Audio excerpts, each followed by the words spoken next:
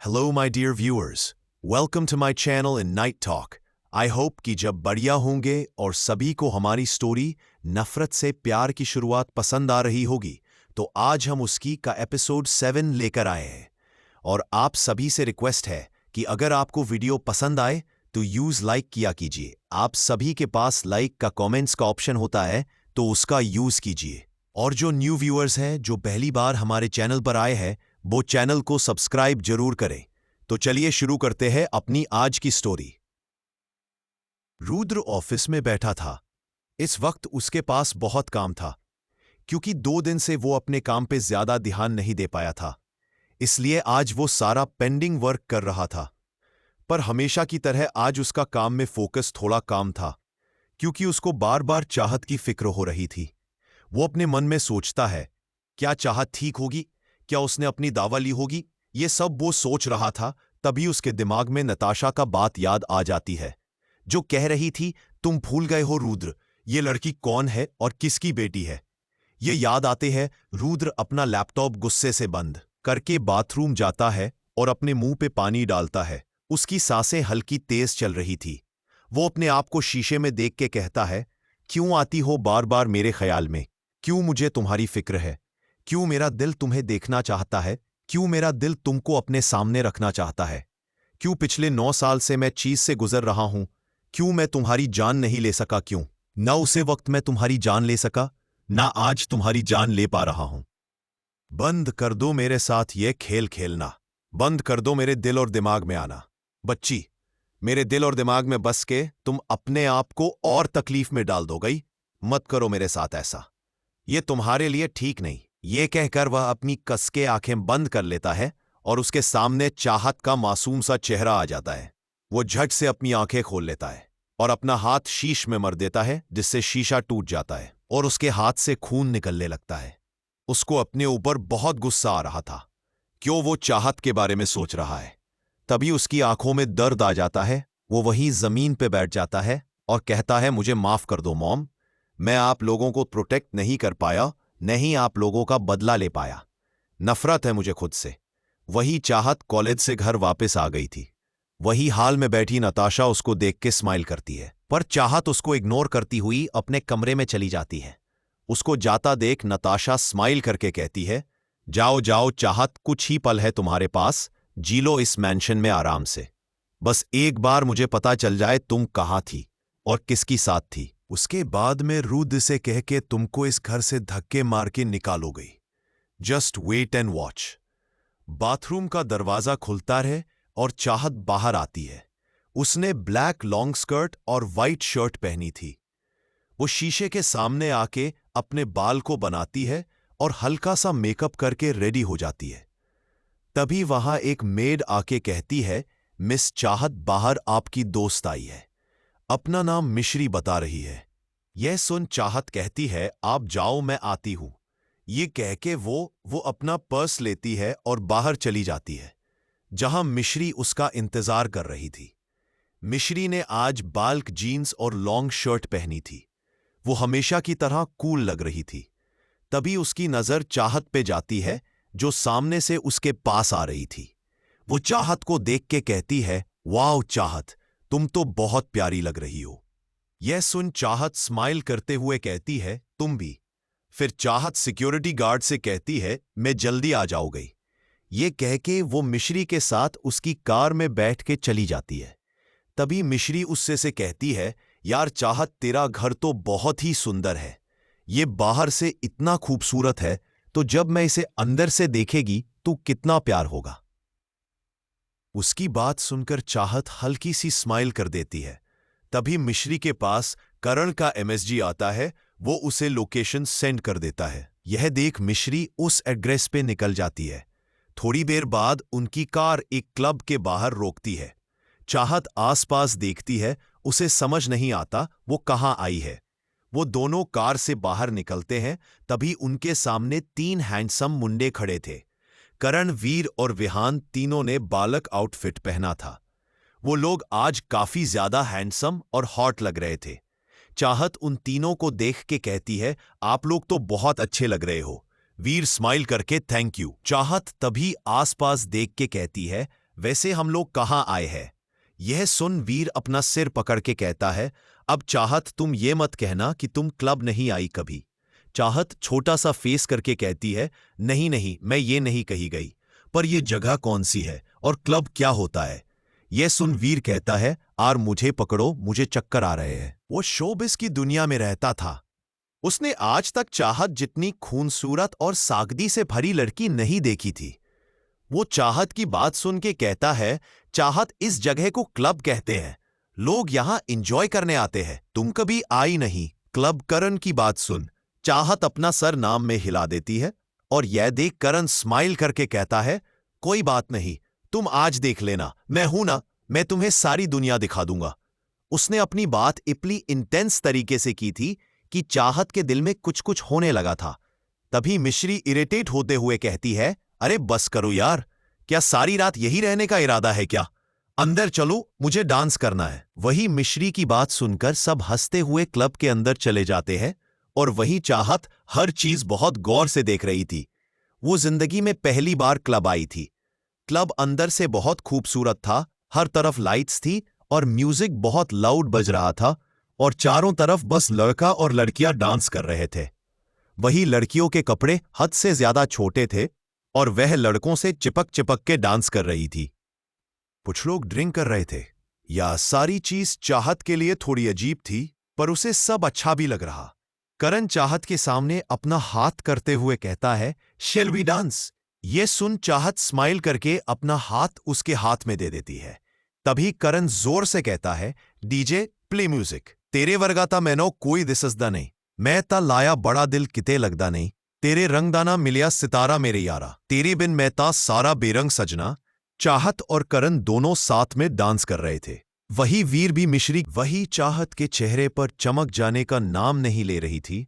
वो इतना खुशी से डांस कर रही थी, हालांकि उसको डांस आता नहीं था, इसलिए वो बस कूद रही थी, जोर जोर से गाने के बोल खुद गा रही थी। करण उसको इतना खुश देख के बहुत खुश था। पूरा क्लब का माहौल ही बदल गया था।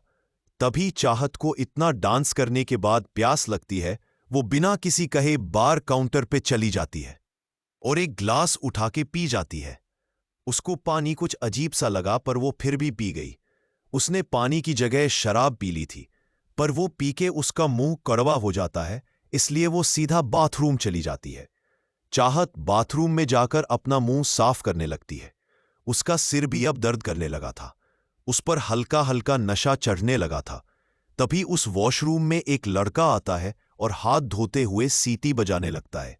चाहत उसे देखकर गुस्से में कहती है, हे मिस्टर, आपको नहीं पता यह लेडीज वॉशरूम है, यहां आप नहीं आ सकते। वो लड़का स्माइल करते हुए कहता है, वो क्या है ना, जहां तुम जैसी ब्यूटी हो वहां मैं ना आऊं, ऐसा हो नहीं सकता। चाहत गुस्से में कहती है, हां सही कहा, तुम जैसे ही लड़के होते हैं जिनकी वजह से लड़कियां बाहर निकलने से डरती है। तुम जैसे लोगों का न कोई ईमान होता है न धर्म। यह कहकर वो वहां से जाने लगती है। वहीं चाहत की ये बात सुनकर लड़के को गुस्सा आ जाता है। वो चाहत का हाथ कसकर पकड़ता है और कहता है, साली, तेरी इतनी हिम्मत के मुझसे ऐसे बात करे, बड़ी आई खुद को सती सावित्री समझने वाली। अभी देखा मैंने कैसे उस पिक्चर के हीरो के साथ डांस कर रही थी। सब पता है कैसी होती हैं तुम जैसी लड़कियां। चल बोल, कितने पैसे लिए उसके साथ बिस्तर गर्म करने के लिए? मैं तो उससे डबल दूंगा। ये सुनकर चाहत का खून खौल उठता है और वो एक जोरदार थप्पड़ उस लड़के के मुंह पर जड़ देती है। थप्पड़ पड़ते ही लड़के का गुस्सा काबू से बाहर हो जाता है। वो चाहत को पीछे धक्का देता है और कहता है, साली, तूने मुझे थप्पड़ मारा? अब तक तो मैं प्यार से बात कर रहा था, पर अब तू गई। यह कहकर वो लड़का चाहत पर हावी हो जाता है और उसका जबड़ा कसकर पकड़कर अपने होठ रखने की कोशिश करता है। तभी चाहत अपने पैर से उसके प्राइवेट पार्ट पर लात मार देती है। लड़का दर्द से पीछे हट जाता है। यह देखकर चाहत वहां से भागने लगती है, लेकिन वो लड़का पीछे से उसे पकड़ लेता है, जिस वजह से चाहत की शर्ट की बटन खुल जाते हैं और उस लड़के के हाथ में चाहत की स्लीव्स आ जाती है। वो उसे कसकर खींच ले पाए, जिससे चाहत के हाथ और कमर दिखने लगते हैं। अचानक हुए इस हमले से चाहत खुद को संभाल नहीं पाती और अपने आप को ढकने लगती है। यह देखकर लड़का हंसने लगता है और फिर से उसके करीब आने लगता है।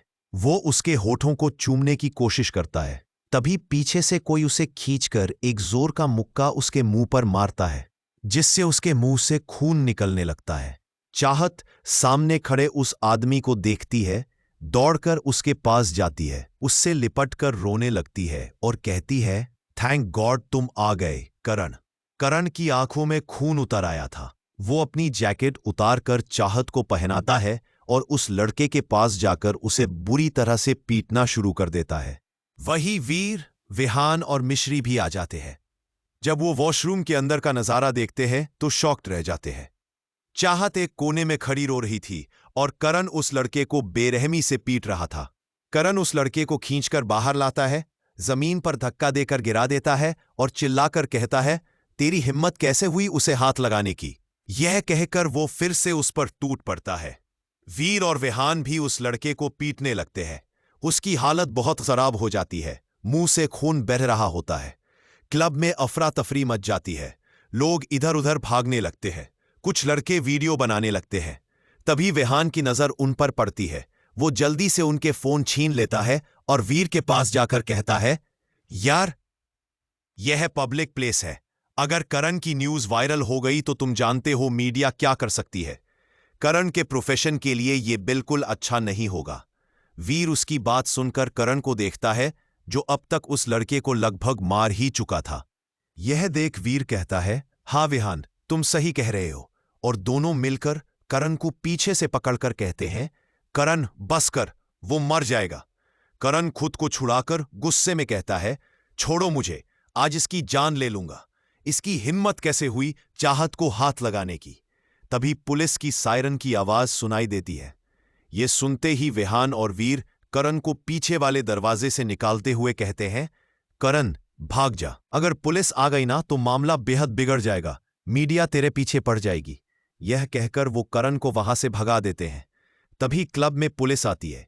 पुलिस को देखकर सब लोग डर जाते हैं। पुलिस उस लड़के को देखकर कहती है, ओ माय गॉड, इसकी हालत तो बहुत खराब है, इसके साथ ये सब किसने किया। तभी कुछ लोग चाहत, वीर और विहान की तरफ इशारा करते हुए कहते हैं, सर, इन्होंने मिलकर इसे मारा है। विहान तुरंत पुलिस के पास आकर कहता है, नहीं इंस्पेक्टर, जैसा आप समझ रहे हैं वैसा कुछ नहीं है। दरअसल इस लड़के ने हमारी दोस्त के साथ जबरदस्ती करने की कोशिश की थी। इंस्पेक्टर बिना सुने विहान को अरेस्ट करता है और कहता है, जो भी कहना है पुलिस स्टेशन में कहना।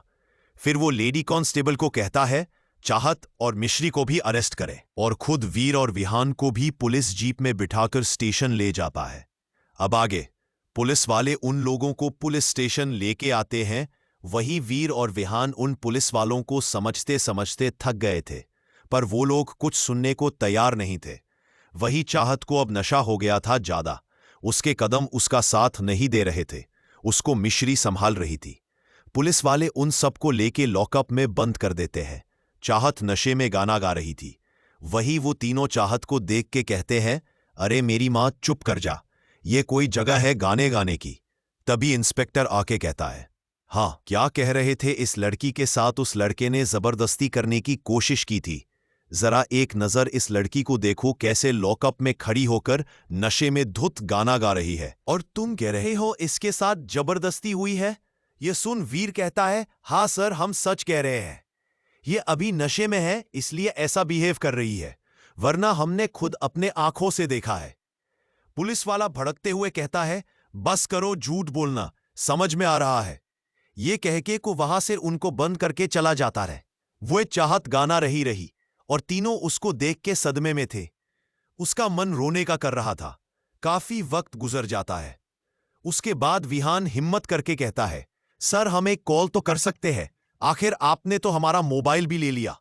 एक कॉल करने दे, और वो कम से कम हम अपनी फैमिली को तो इन्फॉर्म कर दे। तभी पुलिस वाला सबसे उनके फैमिली ने नाम और नंबर पूछता है। वो सब अपने पेरेंट्स का नाम और नंबर बता देते हैं और इंस्पेक्टर उनको कॉल करके सब बता देता है और पुलिस स्टेशन बुलाता है। वही वो इंस्पेक्टर चाहत से कहता है, चलो अपने पेरेंट्स का नंबर बताओ। वही चाहत जो अब तक गाना गा रही थी, ये सुन के को चुप हो जाती है और वो कहती है कि कोई नहीं है मेरा, सब लोग मुझे छोड़ के चले गए, मेरे माँ बाप मर गए हैं और वो कोई नहीं है। और बहुत परेशान हो रहा है। वो कह रही है कि मुझे सदा पुलिस ने मैं सब पे सेवकिर करता। जॉनी कहते हैं मैं अपने ही ला सकता हूं। यह कहते वक्त उसके चेहरे पर बेहिसाब दर्द था। उसकी आंखों में आंसू थे। वही चाहत की बात सुन के मिश्री उसको गले लगा लेती है। तभी वो इंस्पेक्टर कहता है, अरे पर किसी के साथ तो रहती होगी, कोई मामा चाचा, किसी का नंबर तो होगा। यह सुन चाहत जोर से कहती है, कोई नहीं है मेरा। वही वो इंस्पेक्टर चाहत से कहता है, चलो अपने पेरेंट्स का नंबर बताओ। वही चाहत जो अब तक गाना गा रही थी, यह सुन के वो चुप हो जाती है और वो कहती है, कोई नहीं है मेरा। सब लोग मुझे छोड़ के चले गए, मेरे माँ बाप मर गए हैं। यह कहते वक्त उसके चेहरे पर बेहिसाब दर्द था। उसकी आंखों में आंसू थे। वही चाहत की बात सुन के मिश्री उसको गले लगा लेती है। तभी वो इंस्पेक्टर कहता है, अरे पर किसी के साथ तो रहती होगी, कोई मामा चाचा, किसी का नंबर तो होगा। यह सुन चाहत जोर से कहती है, कोई नहीं है मेरा। तभी मिश्री कहती है, चाहत है तो वो तुम्हारे अंकल। यह सुन चाहत जोर जोर से हंसने लगती है और कहती है, वो अंकल नहीं है, डेविल अंकल है। वही वो इंस्पेक्टर चीख के कहता है, बंद करो अपना नाटक और चुपचाप बताओ उसका नंबर। तभी चाहत उस इंस्पेक्टर को उंगली दिखा के कहती है, आवाज नीचे। मैंने कहा ना, नहीं, मेरे पास डेविल अंकल का number. Devil uncle? Devil uncle कौन है यह आदमी? इंस्पेक्टर चीख के कहता है। वीर सुन के कहता है, उनका नंबर तो नहीं मेरे पास, बस उनका नाम पता है। यह सुन इंस्पेक्टर कहता है, तो बोलो ना। तो वीर कहता है, उनका नाम रुद्र देवान है। यह नाम सुन के अब तक जो इंस्पेक्टर आराम से अपनी कुर्सी पे बैठा था, वो एकदम से खड़ा हो जाता है और वीर के पास आके कहता है, क्या नाम लिया तुमने? वीर एक बार फिर कहता है, रुद्र देवान। यह सुन इंस्पेक्टर कुछ देर खामोश होते हैं, फिर जोर से हंसने लगते हैं और कहता है, रुद्र देवान, जानते भी ये इंसान कौन है? वही चाहत सुन के कहती है, वीर सही कह रहा है, डेविल अंकल का नाम रुद्र देवान है। यह सुन वहां जितने लोग खड़े थे सब हंसने लगते हैं। इंस्पेक्टर हंसते हुए कांस्टेबल से कहता है, सुन रहे हो तुम?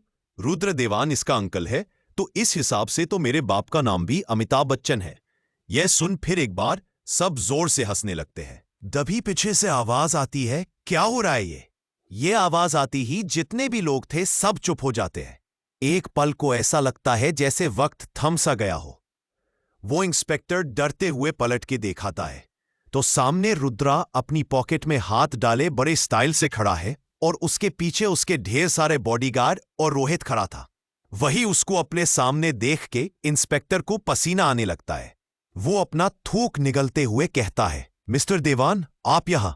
ये सुन रुद्र बाद स्टाइल से चलता हुए अंदर आता है और कहता है, मुझे तो आना ही था, जब मेरी बच्ची जो यहां है। ये सुन वो इंस्पेक्टर डरते हुए कहता है, माफ कीजिए मिस्टर देवान, पर यहां कोई बच्ची नहीं है। वही रुद्र उसकी बात को सुन के अनसुना कर देता है और जाकर उस लॉकअप के पास खड़ा हो जाता है जहां चाहत खड़ी थी। उसकी आंखों देख के रुद्र समझ जाता है कि चाहत नशे में। वो एक नजर उस इंस्पेक्टर को देख के ओपन इट कहता है। उसकी आवाज सुन के वो इंस्पेक्टर जल्दी से लॉकअप खोल देता है। रुद्र उस लॉकअप के अंदर जाता है जहां चाहत, मिश्री, वीर और विहान थे। चाहत रुद्र को देख के कहती है, आप यहां क्या कर रहे हैं? मैंने तो आपको नहीं बुलाया है, आप जाओ यहां से। रुद्र चल के उसके पास जाता है और उसके बेहद करीब जाके खड़ा हो जाता है। उसके इतने पास आने से चाहत का दिल तेज तेज धड़कने लगता है। उसकी नशे से भरी आंखें रुद्र को आंखों से टकराई तो दोनों के दिल में एक अजीब सी बेचैनी होने लगी। वही खड़े तीनों लोग रुद्र और चाहत को देख रहे थे। रुद्र बिना एक पल गवाए चाहत को गोद में उठा लेता है। ये देख चाहत चिल्लाने लगती है, छोड़ो मुझे, डेविल छोड़ो मुझे। पर रुद्र उसकी बात को इग्नोर करके सीधा बाहर निकल जाता है और रोहित की तरफ कुछ देखकर कुछ इशारा करता है। रोहित उसका इशारा समझ के अपना सर हमेला देता और रुद्र बिना किसी से कुछ कहे वह सीधा जाकर अपनी कार में बैठता है और वहां से चला जाता है। किसी की भी हिम्मत उसको रोकने की नहीं थी। वही वो तीनों लोग लॉकअप में बंद चाहत को जाते हुए देख रहे थे। मिश्री कहती है, यार कितना पावरफुल आदमी है ये तो। चाहत को ऐसे ही उठा के ले गया, जबकि किसी ने इसको इन्फॉर्म नहीं किया थे कि हम लोग पुलिस स्टेशन में हैं और एक हमारी फैमिली जिनको पता और अभी तक हमें छुड़ाने नहीं आए। ये सुन वीर कहता है, हाँ यार, सही कहा। क्या आदमी है, क्या पावर है यार, मेरा तो इस पर दिल आ गया। वीर की बातें सुने मिश्री और विहान उसको अजीब नजरों से घूरते हैं। वही करण अपने कमरे में था, पर उसका गुस्सा अभी तक शांत नहीं हुआ था। वह कमरे में पंचिंग बैग पर गुस्से में मारे जा रहा था, और उसके खुद पर भी गुस्सा आ रहा था कि वह इस हालत में चाहत को अकेले छोड़ आया। कभी कभी उसका फेमस होना उसके लिए बहुत ज्यादा मुश्किल हो जाता है, वरना आज वो चाहत के साथ होता। करण गुस्से में पंचिंग बैग पर मारते रहता है और अंत में वह फट जाता है। करण लंबी लंबी सांसें लेने लगता है। उसका पूरा शरीर पसीने से भीगा हुआ था। वही कार में चाहत रुद्र की गोद में बैठी थी। उसकी आंखें बार बार झपक रही थीं और वह बार बार उन्हें खोलने की कोशिश कर रही थी। रुद्र उसे एकटक देख रहा था। इस वक्त वो उसे बहुत क्यूट लग रही थी। चाहत चिढ़ते हुए उसकी गोद से उतरने लगती है। ये देख रुद्र उसकी कमर को कसकर पकड़ लेता है और उसे खुद से चिपका लेता है। चाहत अब उसके इतने करीब थी कि उनकी नाकें एक दूसरे से टकरा रही थीं। उनकी गर्म सांसें एक दूसरे के जिस्म से टकरा रही थी। चाहत मुस्कुराते हुए रुद्र के होंठों को देखने लगती है और अपने निचले होंठ को दांतों से काटने लगती है। उसकी इस हरकत से रुद्र के शरीर में एक आग सी लग जाती है। उसके दिमाग में उनका पिछला किस घूमने लगता है। तभी चाहत जोर से चिल्लाती है, आइसक्रीम! रुद्र, जो चाहत में कहीं खो सा गया था, उसकी चीख सुनकर होश में आता है। वह चाहत की नजरों को फॉलो करता है, जहां बहुत सी आइसक्रीम की शॉप्स थीं। चाहत रुद्र की शर्ट पकड़ के कहती है, वो आइसक्रीम खानी है डेविल, मुझे आइसक्रीम दिलाओ। रुद्र एक नजर उसे देखता है, फिर अपनी शर्ट को, जिसे चाहत ने कसकर पकड़ रखा था।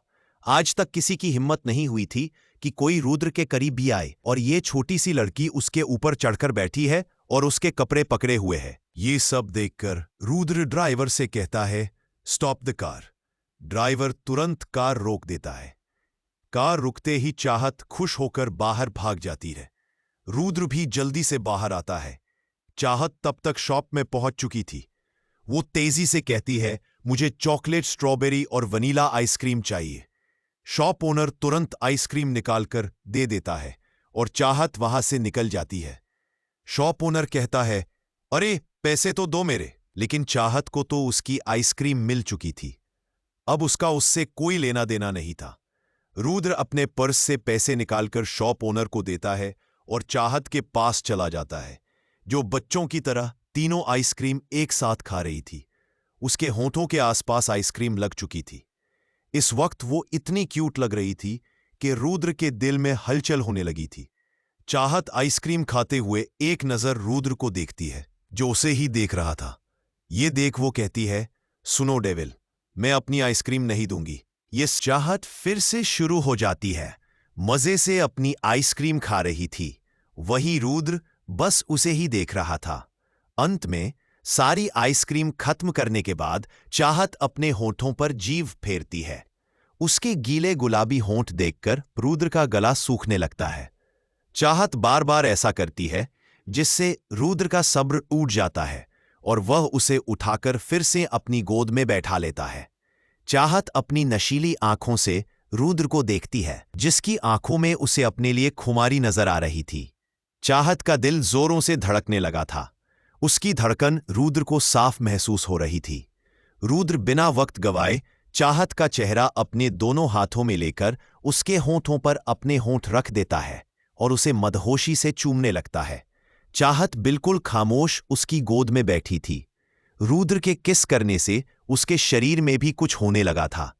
रुद्र का किस वक्त के साथ और गहरा होता जा रहा था। चाहत भी अब खुद पर से कंट्रोल खोने लगी थी और उसके साथ देने लगी थी। रुद्र चाहत को खुद से पूरी तरह चिपका लेता है, जिससे चाहत का सीना रुद्र के सीने से लगकर दब जाता है। अब उनके बीच हवा जाने की भी जगह। रुद्र के हाथ चाहत की कमर पर चल रहे थे और चाहत के हाथ उसके बालों में। दोनों के शरीर में आग जल रही थी। कुछ देर बाद चाहत की सांसें फूलने लगती है। तभी रुद्र उसके होठों को छोड़ता है। चाहत के होंठ बिल्कुल लाल हो गए थे, चेरी जैसे।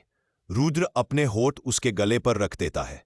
रुद्र के ऐसा करने से चाहत की सिसकियां निकलने लगती है। वह रुद्र के बालों में कसकर मुट्ठी बनाकर कहती है, अंकल, मुझे कुछ हो रहा है। रुद्र अब तक खुद पर से पूरा कंट्रोल खो चुका था। उसे अब कुछ सुनाई नहीं दे रहा था। वह चाहत के गले को पागलों की तरह चूम रहा था, जिससे चाहत की सिसकियां और बढ़ जाती है। वहीं आगे बैठे ड्राइवर के चेहरे पर पसीने की बूंदें थीं। उसे कुछ दिखाई नहीं दे रहा था क्योंकि कार में पार्टीशन था, लेकिन सुनाई सब दे रहा था। यह ड्राइवर रुद्र के साथ सालों से था। आज तक रुद्र ने किसी लड़की को आंख उठाकर नहीं देखा था, और आज वह कार में एक लड़की को किस कर रहा था। उसे तो ऐसा लग रहा था जैसे वह खुली आंखों से सपना देख रहा हो।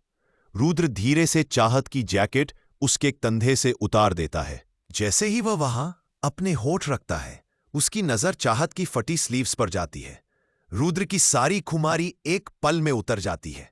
वह एक झटके में जैकेट उतारकर दूर फेंक देता है। तभी उसकी नजर चाहत की कमर पर जाती है, जहां कपड़ा फटा हुआ था और स्किन पर खरोच थी। ये देखकर रुद्र की आंखों में खून उतर आता है। वही चाहत अब भी अपनी सांसें काबू में करने की कोशिश कर रही थी। रुद्र एक नजर चाहत को देखता है और उसके कंधे को कसकर पकड़ते हुए कहता है, तुम्हारे कपड़ों को क्या हुआ? चाहत नजर उठाकर रुद्र की तरफ देखती है तो एक पल को सहम जाती है। इस वक्त रुद्र सच में डेविल लग रहा था। चाहत को रुद्र से डर लग रहा था। उसने अपनी आंखें डर से बंद कर ली थी। वही चाहत को इतना डरते देख रुद्र बहुत मुश्किल से खुद का गुस्सा कंट्रोल करते हुए कहता है, ओपन योर आइज बच्चा। उसने यह बात बहुत आराम से कही थी। उसकी आवाज सुनकर चाहत धीरे से अपनी आंखें खोलती है और उसकी नजरें रुद्र की आंखों से टकराती हैं, जिनमें उसे गुस्सा और फिक्र दोनों नजर आ रहे थे। रुद्र उसके चेहरे को अपने हाथों में भरकर कहता है, बच्चा, मुझे बताओ, तुम्हारे साथ किसी ने मिसबिहेव किया था? चाहत उसकी बात सुनकर अपना सिर हाँ में हिला देती है। यह देख रुद्र के दिल में आग लग जाती है, लेकिन वो चाहत को डराना नहीं चाहता था। रुद्र फिर प्यार से कहता है, अच्छा बताओ मुझे क्या क्या हुआ था? यह सुनकर चाहत अपनी नशे से डूबी आंखों से रुद्र को देखकर कहती है, आज मेरे दोस्तों ने बाहर घूमने का प्लान बनाया था, तो हम सब क्लब गए थे। वहां हमने बहुत मजे किए। पता है, मैंने बहुत डांस किया। मैं आज पहली बार क्लब गई थी। यह सब कहते वक्त वो बिल्कुल 9 साल की बच्ची लग रही थी।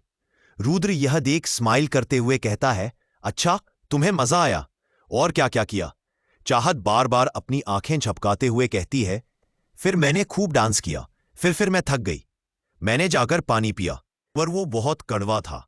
मेरा मुंह पूरा कड़वा हो गया था, तो मैं वॉशरूम में जाकर अपना मुंह साफ कर रही थी। तभी वहां, यह कहते कहते उसकी आंखों में आंसू आ जाते हैं और चेहरे पर दर्द छा जाता है। उसकी आंखों में आंसू देखकर रुद्र का दिल जलने लगता है। वह चाहत को अपने सीने से लगाकर कहता है, बच्चा, डोंट क्राई। वही चाहत उसके सीने में अपना सिर रखकर रोते हुए कहती है, वो लड़का लेडीज वॉशरूम में आ गया था। मैंने उससे कहा बाहर जाओ, ये लेडीज का है, तो वो मुझसे बदतमीजी करने लगा। मैंने उसे डांटा तो उसने कहा कि मैं सती सावित्री बनने का नाटक कर रही हूं। मैं तो लड़कों के साथ सोती हूं, पैसे के लिए। उसने मुझसे मेरे साथ सोने की कीमत पूछी। ये कहते हुए वो जोर जोर से रोने लगती है। वहीं चाहत की बात सुनकर रुद्र की मुट्ठी कस जाती है और उसकी आंखें ज्वाला की तरह जलने लगती हैं। गुस्से के कारण उसका पूरा शरीर तपने लगता है। चाहत जोर जोर से रो रही थी। रुद्र उसके सिर को प्यार से सहलाते हुए कहता है, इसमें तुम क्यों रो रही हो? गलती तुम्हारी थोड़ी है। ये कहकर वह उसके कमर और सिर को बड़े प्यार से सहलाने लगता है। वही चाहत को रुद्र की बाहों में सुकून मिल रहा था। वो धीरे धीरे चुप हो जाती है और आराम से उसकी बाहों में सो जाती है।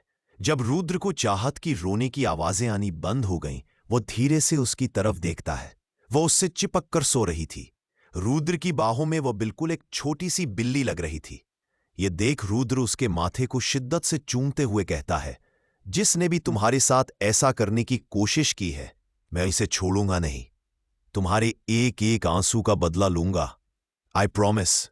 बच्चा। उसके बाद वो चाहत को अपनी कोट पहनाता है। थोड़ी देर बाद उनकी कार देवान मैंशन के सामने रुकती है। रुद्र चाहत को अपनी बाहों में उठाकर सीधा उसके कमरे में ले जाकर बेड पर सुला देता है और एक मेड से कहता है कि चाहत के कपड़े बदल दे। इसके बाद वो बाहर चला जाता है। बाहर आते ही उसकी आंखें आग उगलने लगती है। वो बिना देर किए रोहित को कॉल करके कहता है, सबको उठा लाओ। रुद्र को देखकर वो लोग तो छोड़ो, रोहित और शिव भी एक पल को डर जाते हैं। आज से पहले शायद ही किसी ने रुद्र को इतने गुस्से में देखा होगा। रुद्र अंदर आता है और उन लोगों के सामने कुर्सी पर बैठकर कहता है, मुझे मेरे सवाल का सीधा जवाब चाहिए। वो लोग डर जाते हैं। वहां पुलिस टीम, मिश्री, वीर, विहान और क्लब का ओनर समेत पूरा स्टाफ बंधा था। तभी एक पुलिस वाला कहता है, मिस्टर देवान, आपने हमें यहां क्यों बंद किया है, जबकि मैंने उसे छोड़ दिया था और मुझे नहीं पता था कि वो लड़की आपकी। Shut up! तभी पूरे बेसमेंट में एक चीख गूंजती है। रुद्र अपनी चेयर से खड़े होकर उस पुलिस वाले के मुंह में गन डालते हुए कहता है, रुद्र देवान किसी को जवाब देना जरूरी नहीं समझता। यहां सवाल सिर्फ मैं करूंगा, और अगर मुझे मेरे जवाब के अलावा किसी ने कुछ और कहा तो मैं उसकी आवाज हमेशा के लिए बंद कर दूंगा। समझ आया? रुद्र की धमकी सुनकर जितने लोग डरे खड़े थे, सब डर के मारे रोने लगते हैं। वहीं वो पुलिस वाला सिर हिलाकर हाँ कहता है। ये देखकर रुद्र अपनी गन बाहर निकाल लेता है। पुलिस वाला लंबी लंबी सांसें लेने लगता है। यह कहकर वो अपनी कार में बैठकर निकल जाता है। वहीं रुद्र की बात सुनकर रोहित हैरान हो जाता है। वह अपना छोटा सा मुंह बनाकर कहता है, अभी अभी तो पुलिस वाला मैटर सॉल्व करके आया हूं, और अब प्रेसिडेंट कह रहे हैं सबको उठा लाओ। हे भगवान, ये मेरे ही साथ क्यों होता है? फिर वो एक लंबी सांस लेकर खुद से कहता है, चल बेटा रोहित, लग जा अपने काम पर, वरना प्रेसिडेंट तुझे कल का सूरज देखने नहीं देंगे। यह कहकर वो अपने काम में लग जाता है। कार का माहौल थोड़ा सख्त था। आगे बैठे ड्राइवर को पसीना आ रहा था, क्योंकि रुद्र का गुस्सा उसके काबू से बाहर था। कुछ देर बाद रुद्र की कार डार्क हाउस के सामने रुकती है। वो बेहद गुस्से में कार से बाहर आता है। उसके हाथ में गन, आग उगलती आंखें और चेहरा गुस्से से लाल। वो बहुत ही खतरनाक लग रहा था। सारे नौकर उसे देखकर डर के मारे पीछे हट जाते हैं। रुद्र लंबे कदमों से बेसमेंट की ओर बढ़ जाता है। वहीं बेसमेंट में कई लोग बंधे हुए खड़े थे। उनके चेहरों पर डर साफ नजर आ रहा था। किसी को समझ नहीं आ रहा था कि वो इस वक्त कहां है। तभी बेसमेंट का दरवाजा खुलता है और रुद्र अंदर आता है। रुद्र वापस अपनी चेयर पर बैठकर कहता है, तो बताओ बच्ची को कौन क्लब लेकर गया था? यह सुनकर मिश्री, जो डर के मारे रो रही थी, रुद्र की बात सुनकर रोते हुए कहती है, मैं लेकर गई थी। आज सुबह हम सबने मिलकर क्लब जाने का प्लान बनाया था। रुद्र उसकी तरफ देखकर कहता है, कैसे जानती हो तुम उसको? यह सुनकर मिश्री रोते हुए कहती है, वो हमारी दोस्त है। फिर वीर और विहान की तरफ देखकर कहती है, हम सब लोग एक ही यूनिवर्सिटी में पढ़ते हैं। हम आपसे पहले भी एक बार हॉस्पिटल में मिल चुके हैं। ये कहकर वो चुप हो जाती है। यह सुनकर रुद्र उस क्लब के ओनर की तरफ देखकर कहता है, अब तू बोल, वहां क्या क्या हुआ था मेरी बच्ची के साथ, और वो कौन कमीना था जो लेडीज वॉशरूम में? कहते कहते वो रुक जाता है। गुस्से से उसकी सांसें फूल रही थीं। वो एकदम से चिल्लाकर कहता है, स्पीक बैस्टर्ड। ओनर और स्टाफ डरते हुए बोलते हैं, मिस्टर देवान, हमें नहीं पता कि वो लड़का लेडीज वॉशरूम में कैसे चला गया।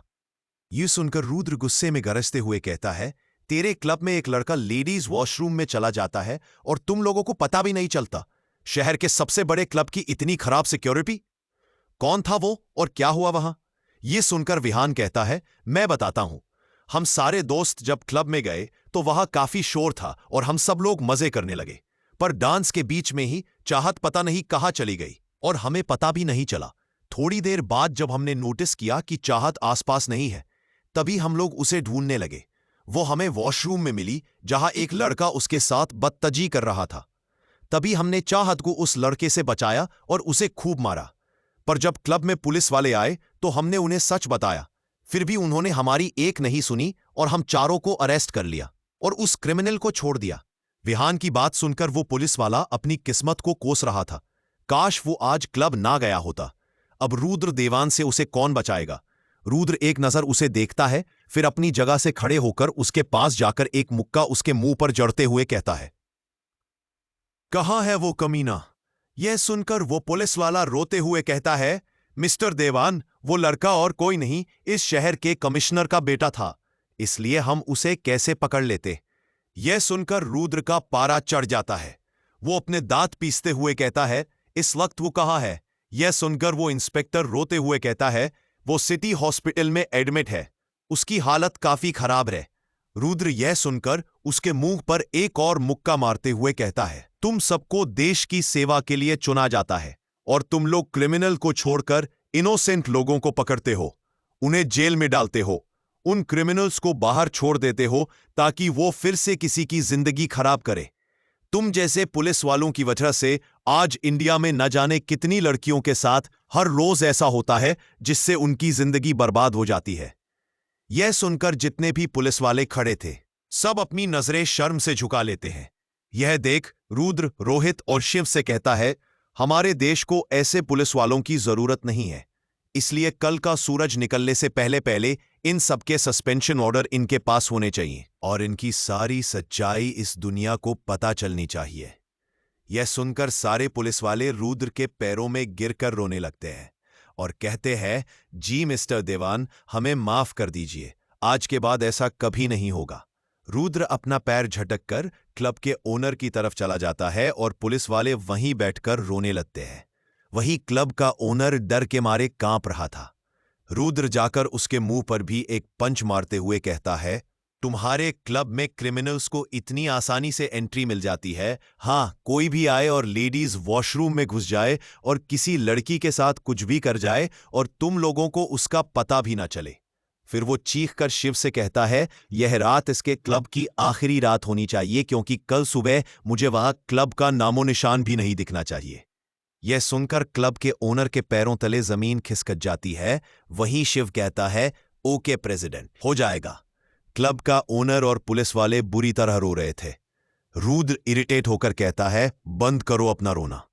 फिर बॉडीगार्ड्स को बुलाकर कहता है, यह कचरा उठाकर बाहर फेंक दो। यह आदेश सुनकर बॉडीगार्ड्स उन पुलिस वालों और क्लब के पूरे स्टाफ को खींचते हुए बाहर ले जाते हैं।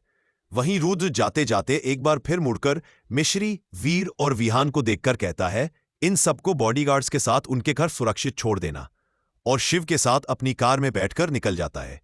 कुछ बॉडीगार्ड्स मिश्री, वीर और विहान को रुद्र के कहे अनुसार उनके घर छोड़ आते हैं। रुद्र और शिव कार में बैठकर निकल जाते हैं। उनकी कार सिटी हॉस्पिटल के सामने रुकती है। रुद्र कार से निकाल के एक नजर हॉस्पिटल को देख आता है तो उसके चेहरे पर एक जहरीले मुस्कान आ जाती है, क्योंकि इस पूरे अस्पताल में पुलिस वाले खड़े थे सिक्योरिटी के लिए। यह देख रुद्र कहता है, आज तो मजा आने वाला है। यह कह के वह बड़े स्टाइल से उस अस्पताल के अंदर चला जाता है। बिना किसी से पूछे उसे लाइन पर चला जाता है जिस पर पुलिस वाले तैनात खड़े थे। तभी किच पुलिस वाले आकर रुद्र का रास्ता रोकते हैं और कहते हैं, सॉरी सर, आप इससे आगे नहीं जा सकते। यह सुन रुद्र अनजान बनते हुए कहता है, क्यों, क्या हुआ? तो वह पुलिस वाला कहता है, सर यहां पर कमिश्नर सर का बेटा एडमिट है तो आगे जाना अलाउड नहीं है किसी अननोन पर्सन का। रुद्र सुन के कहता है, अरे पर मैं तो उसी को देखने आया हूं, मैं उसका दोस्त हूं। जैसे मुझे पता चला कि उसको कुछ लोगों ने मारा है तो मुझसे रहा नहीं गया और मैं इतनी रात में आ गया। रुद्र की बात सुनकर वहां पुलिस वाले एक दूसरे को देखते हैं और फिर उसका रास्ता छोड़कर कहते हैं, सर आप जा सकते हैं। यह देख रुद्र स्माइल करके आगे बढ़ जाता है और उसके पीछे शिव भी। आज शिव को समझ नहीं आ रहा था कि रुद्र के दिमाग में चल क्या रहा है, क्योंकि वो पुलिस वाले को आराम से हटा सकता था तो उसने झूठ क्यों बोला। रुद्र कहता है, तुम्हें पता है शिव, ज्यादा सोचने से हमको बहुत सारी बीमारियां हो सकती हैं, जैसे रात में नींद नहीं आती है और हमारी आंखों में गड्ढे हो जाते हैं, तो इसीलिए बात हमेशा कह देनी चाहिए, ज्यादा सोचना नहीं चाहिए। यह सुन शिव जो पीछे पीछे चल रहा था उसका दिमाग एकदम ब्लॉक हो जाता है। उसे समझ नहीं आता कि उसकी मां की बात रुद्र ने कैसे सुन ली। वही रुद्र फिर कहता है, इतना मत सोचो, मैंने कहा ना बीमार हो जाओगे।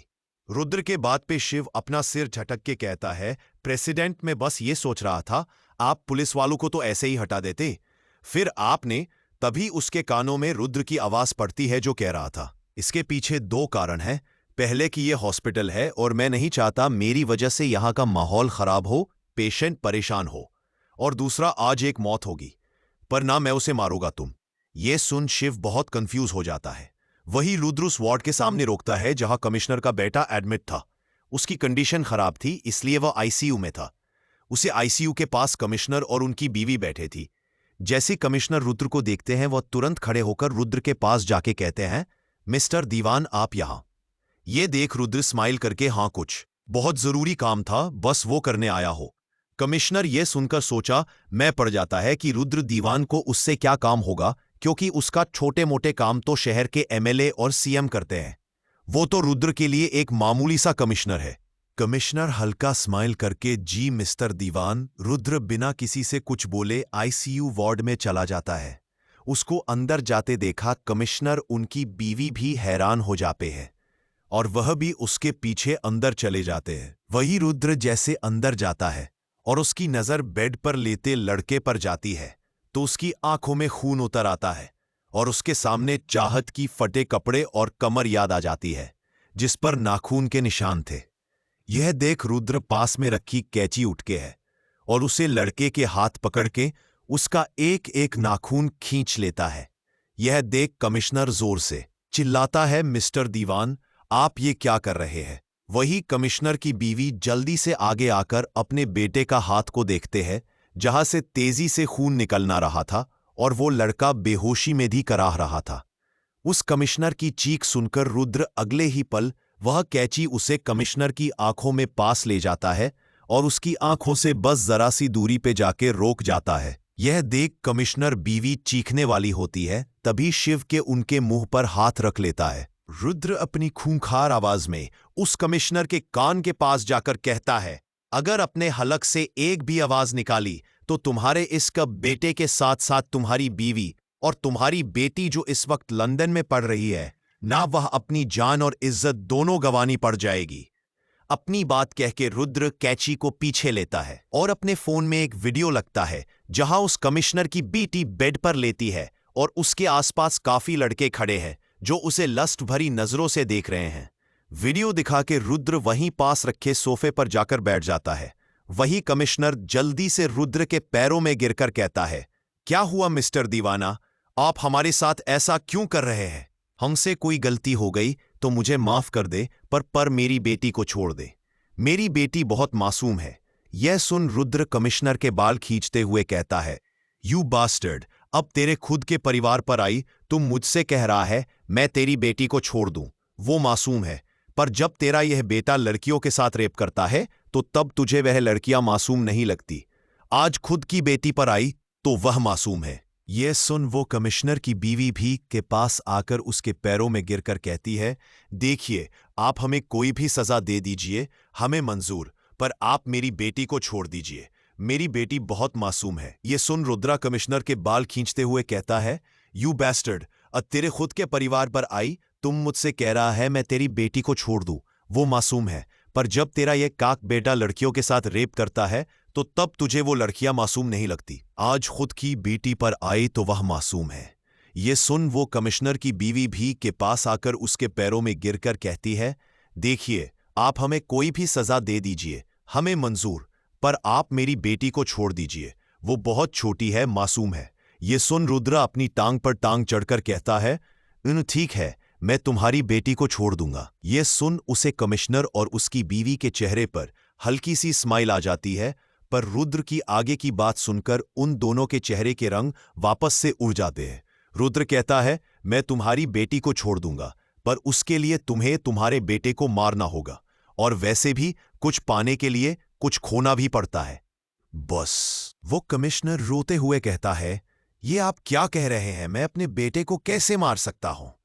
यह सुन रुद्र उसके सीने पर एक लात मार के कहता है, वैसे ही जैसे तूने बाकी लड़कियों को मरवाया है वह तुम्हारी बेटी गई। यह देख वो कमिश्नर कैंची लेकर अपने बेटे के पास जाता है। वही उसकी बीवी रोते हुए उसको रोकने लगती है। तभी उसकी शिव उससे कस के पकड़ लेता है और वापस उसका मुंह बंद कर देता है। वही वो कमिश्नर अपने कांपते हाथों से कैंची पकड़ता है और अपने बेटे के पेट के पास ले जाता है, पर वापस उसके हाथ रुक जाते हैं। यह देख को रुद्र को बहुत गुस्सा आता है। वो कहता है, अगर तू एक और बार रुका ना तो तेरी बेटी गई। यह कहकर वह वापस वीडियो ऑन कर देता है। वीडियो देखकर कमिश्नर के हाथ कांपने लगते हैं और वह चीख के अपने बेटे के पेट में वह कैंची मार देता है। यह देखकर शिव थोड़ा सहम जाता है। वही रुद्र कहता है, मजा नहीं आया। वंस मोर कमिश्नर बुरी की तरह रोते हुए वापस कैंची निकलता है और फिर अपने बेटे के मार देता है। रुद्र फिर नो नो यार कैसे कर रहे हो, मजा नहीं आया। एक और बार। वही कमिश्नर के बेटी की हालत पहले से बहुत खराब थी और पेट में कैंची लगने से उसका खून बह जाता है और वो वही मर जाता है। पर रुद्र के दिल में अब भी सुकून नहीं आया था। उसकी बात सुनकर वह कमिश्नर वापस कैंची लेता है, फिर एक बार मार देता है। न जाने कितनी बार रुद्र ने ऐसा कराया था। काफी बार ऐसा करा कि जब उसके दिल में शांति मिल गई, जब जाके वो रुका। वही वो कमिश्नर घुटनों पर बैठकर रो रहा था, वही उसकी बीवी जमीन में बेहोश पड़ी थी। ये सब देख के रुद्र अंगड़ाई लेते हुए कहता है, रात बहुत ज्यादा हो गई है, मुझे नींद आ रही है और तो वैसे भी आज तो मुझे बहुत अच्छी नींद आएगी। ये कह के वो शिव के साथ बाहर निकल जाता है। वही शिव हैरान होकर आज रुद्र को देख रहे था। रुद्र उसे हर रोज अपना एक नया रूप जो दिखा रहा था। उससे यकीन नहीं हो रहा था कि रुद्रा ने उसके बाप से उसी के बेटे को मरवा दिया, और चेहरे पे नाम मात्र की शिकन नहीं। रुद्र उन पुलिस वालों को बीच से बड़े आराम से निकल के अपनी कार में जाके बैठ जाता है और रुद्र शिव को उसके घर भेज देता है। वही उसके जाने के बाद रुद्र किसी को कॉल करके कहता है, उस लड़की को इज्जत के साथ उसके घर छोड़ाओ। ये कह के वो कॉल कट कर देता है। कुछ देर बाद उसकी कार देवान मेंशन में पहुंचती है। रात काफी गहरी हो चुकी थी, इसलिए पूरा मेंशन खाली था। सब अपने कमरे में आराम से सो रहे थे। रुद्र तार से निकल के सीधा अपने कमरे में जाता है और अपने कोट और शर्ट उतार के बाथरूम में शावर लेता है। शावर से गिरता पानी उसकी बॉडी पे मोती की तरह चमक रहा था। शावर लेने के बाद रुद्र बाथरूम पहने बाहर आता है और आके शीशे के सामने खड़े होके अपने बाल टॉवल से पूछने लगता है। तभी उसकी नजर अपने होठों पे जाती है जहां बाइट का निशान था। ये देख उसके सामने चाहत का किस करना याद आ जाता है। वो बड़े प्यार से अपने होठों को छू के कहता है, लत लगी है मुझे तेरे छूने की, अब किसी और का तुझे छूना मुझे बर्दाश्त नहीं। ये कह के उसके होठों में एक स्माइल आ जाती है। फिर वो जाके बेड लेट जाता है। कुछ ही देर में नींद की आगोश में चला जाता है। अगली सुबह चाहत की आंख खुलती है, तभी उसके सिर में तेज दर्द होता है। वो उठा के बैठती है और अपना सिर पकड़ लेती है। तभी उसे कल रात का सब याद आता है और वो जल्दी से इधर उधर देखती है तो अपने आप को अपने कमरे में देख के चैन की सांस लेती है। फिर कहती, ओ गॉड, मैं घर कैसे आई, मैं तो जेल में थी। फिर अपने बाल नोचते हुए, आह मुझे कुछ याद क्यों नहीं रहता, ऊपर से मेरा सिर में इतना दर्द हो रहा है। चाहत की आंख खुलती है। तभी उसके सिर में तेज दर्द होता होता है। वो उठा के बैठती है और अपना सिर पकड़ लेती है। तभी उसे कल रात का सब याद आता है और वो जल्दी से इधर उधर देखती है तो अपने आप को अपने कमरे में देख के चैन की सांस लेती है। फिर कहती, ओ गॉड, मैं घर कैसे आई, मैं तो जेल में थी। फिर अपने बाल नोचते हुए, आह मुझे कुछ याद क्यों नहीं रहता, ऊपर से मेरा सिर में इतना दर्द हो रहा है। तभी उसकी नजर घड़ी पे जाती है जहां 8 बज रहे थे। ये देख वो चौक कहती, ओ गॉड, मुझे कॉलेज के लिए लेट हो गया। ये कह के वो अपना सिर पकड़ के खड़ी होती है और वॉशरूम में जाके अपना मुंह धोने लगती है। तभी उसकी नजर आपने होठ के पास निशान पे जाती है। वो उससे टच करती है और कहती है, यह मुझे क्या हुआ। फिर अपना सिर हिला के जल्दी से फ्रेश होके तैयार होती है और रूम से निकल के बाहर जाती है जहां इस वक्त सब लोग बैठे नाश्ता कर रहे थे। तभी उसकी नजर रुद्र पे जाती है जो अपना फोन चलाते हुए अपना नाश्ता कर रहा था। यह देख वो सोचती है, क्या कल अंकल मुझे घर लेके आए थे, पर मैं ये पूछ भी तो नहीं सकती। यह कह के वो धीरे से जाकर डाइनिंग टेबल पर बैठकर अपना नाश्ता करने लगती है। तभी वहां गायत्री आके उसको नाश्ता सर्व करती है। चाहत उसको देख के खुशी से गले लगा के कहती है, आंटी माँ आप आ गई, मुझे आप ही बहुत याद आई। वही गायत्री चाहत के सिर पे हाथ रख के, हाँ बच्चा मैं आ गई और मुझे भी तुम्हारी बहुत याद आई। वही नताशा और उसकी फैमिली बैठे उन दोनों को घूर रहे थे, पर रुद्र के वहां होने से कुछ बोल नहीं रहे थे। वही रुद्र चाहत को इतना खुश देख के स्माइल करता रहे। गायत्री चाहत से कहती है, चलो अब जल्दी से नाश्ता कर लो वरना ठंडा हो जाएगा। यह सुन चाहत स्माइल करती है और अपना नाश्ता करने लगती है। तभी गायत्री कहती है, चाहत ये तुम्हारे होठ पे क्या हुआ, यह कैसा निशान है। यह सुन चाहत अपने निशान को छू के कहती है, पता नहीं आंटी माँ, शायद किसी मच्छर ने काटा होगा। वही यह सुन के रुद्र जो अपना ब्लैक कॉफी पी रहा था उसको खांसी आने लगती है। यह देख नताशा जल्दी उसको पानी देती है। रुद्र पानी लेकर पीने लगता है और अपने मन में सोचता है कि इस लड़की को मैं मच्छर किस एंगल से लग रहा हूं। तभी उसके कानों में नताशा की आवाज पड़ती है, जो कह रही थी, अरे रुद्रा, तुम्हारे होठों पर भी यह निशान है, वैसे ही निशान है जैसे चाहत के होठों पर है। वही नताशा की मॉम भी रुद्र को देख के, अरे हाँ, ये तो बिल्कुल सेम टू सेम निशान है, शायद बहुत खतरनाक मच्छर होगा। वही अपनी मॉम की बात सुनकर नताशा कहती है, आप सही कह रही है। वही सब लोगों की बकवास सुन के रुद्र को गुस्सा आने लगता है और वो अपना नाश्ता बीच में ही छोड़ के ऑफिस के लिए निकल जाता है। वही चाहत चोर नजरों से रुद्र को जाते देख रही थी। उसके जाने के बाद चाहत भी जल्दी से अपना नाश्ता खत्म करके कॉलेज चली जाती रहे। वही ऐसे वह कॉलेज पहुंचती रहे। वही करण उसका गेट पे खड़ा इंतजार कर रहा था। चाहत को देखकर करण जल्दी से भाग के उसके पास आता है और उसे गले लगाकर कहता है, तुम ठीक तो हो ना चाहत? वही चाहत को उसका गला लगाना थोड़ा सा अजीब लगता है, पर फिर वह इग्नोर करके कहती है, हाँ मैं ठीक हूं। यह सुन करण उससे दूर होके कहता है, आई एम सॉरी चाहत, कल मैं ऐसे ही तुम छोड़ के चला गया उस क्लब में, पर मैं जाना नहीं चाहत, लेकिन मुझे वीर और विहान ने जबरदस्ती वहां से भेज दिया। I am so sorry. वही करण का सॉरी सुन के चाहत कहती है, करण तुम्हें सॉरी बोलने की कोई जरूरत नहीं है, इसमें तुम्हारी कोई गलती नहीं थी। और अब ये सब छोड़ो और मुझे ये बताओ बाकी सब कहाँ है? ये देख करण कहता है, पता नहीं, आज कोई कॉलेज नहीं आया अभी तक। तभी उसकी नजर सामने से आते हुए वीर और मिश्री पे पड़ती है। चाहत मिश्री के पास जाके उसे गले लगा के कहती है, तुम ठीक तो हो ना? कल मेरी वजह से तुम सबको जेल जाना पड़ा। वही मिश्री और वीर चाहत से कहते हैं, तू क्यों सॉरी बोल रही है? इसमें गलती तेरी थोड़ी थी। तभी करण उन लोगों के पास आके कहता है, हाँ चाहत, इसमें गलती तुम्हारी नहीं थी, और जिसकी गलती थी मैं उसको छोड़ूंगा नहीं। उस लड़के को मैं जान से मार दूंगा। ये करण की बात सुन के वीर और मिश्री एक दूसरे को देखते हैं। वही विहान उनके पास आके कहता है, करण तूने न्यूज नहीं देखी? वही चाहत कंफ्यूजन होके कहती है, कैसी न्यूज विहान? वो तीनों चाहत और करण को देखते हैं। फिर वीर अपने मोबाइल पे न्यूज लगा देता है। ये करण की बात सुन के वीर और मिश्री एक दूसरे को देखते हैं। वही विहान उनके पास आके कहता है, करण तूने न्यूज नहीं देखी? वही चाहत कंफ्यूज होके कहती है, कैसे न्यूज विहान?